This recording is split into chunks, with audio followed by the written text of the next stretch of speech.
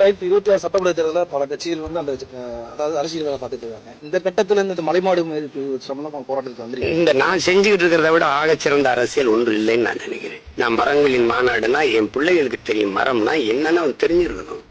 மாடு ஆடுனா என்னன்னு அவனுக்கு தெரிஞ்சுக்கணும். அவனுக்கு தெரிஞ்சுக்கணும். என் பிள்ளை பள்ளிக்கூடம் போகும்போது பால் குடிச்சிட்டு போறான்ல, அந்த பால் எங்க இருந்து வருதுன்னு தெரியணும்ல. குழாயிலிருந்து வரலடா, மாட்டு மாறுல இருந்து வருது, அதை மேய்ச்சா தாண்டா வரும்னு அவனுக்கு தெரியணும்ல, சொல்லிக் கொடுக்கணும்ல. நெல் எந்த மரத்துல விளையுதுன்னு கேட்கறவனுக்கிட்ட போய் நான் ஓட்டு கேட்டு என்ன போகுது தம்பி, தம்பி சொல்லுங்க தம்பி. அருவி வயலையும் சினிமாவில் பாக்குறவனுக்கு நான் ஒன்றும் பண்ண முடியாது தம்பி. அருவினா இங்க இருந்து வருது, இப்படின்னா வருது, நெல் இப்படி விளையுது, இதுக்கு இவ்வளவு வெண்பாடு ஒருத்தர் ஒரு சம்சாரி உழைக்கிறான். அதெல்லாம் தெரியாத குடிகிட்ட போய் நீங்க நல்ல அரசியலை உருவாக்க முடியாது. அதனாலதான் நாங்க இதை செய்யும். அவர்கள் வந்து செய்தி அரசியல் செய்வாங்க, நாங்கள் செயல் அரசியல் சேவை அரசியல் செய்ய நினைக்கிறோம். அவர்கள் தேர்தல் அரசியல் செய்வார்கள், நாங்கள் மக்கள் அரசியல் செய்ய நினைக்கிறோம். மக்களுக்கான அரசியல் செய்ய நினைக்கிறோம். புரியுதா உங்களுக்கு? ஸ்டாலின்